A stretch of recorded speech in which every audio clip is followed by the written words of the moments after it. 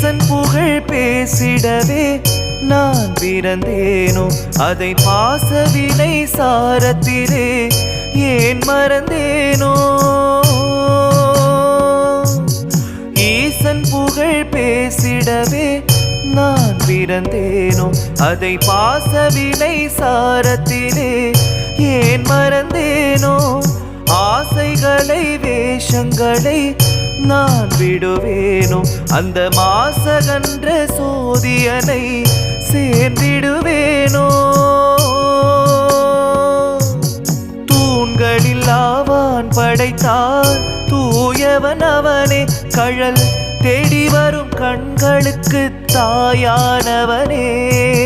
தூண்களில் ஆவான் படைத்தார் தூயவன் அவனே கடல் தேடி வரும் கண்களுக்கு தாயா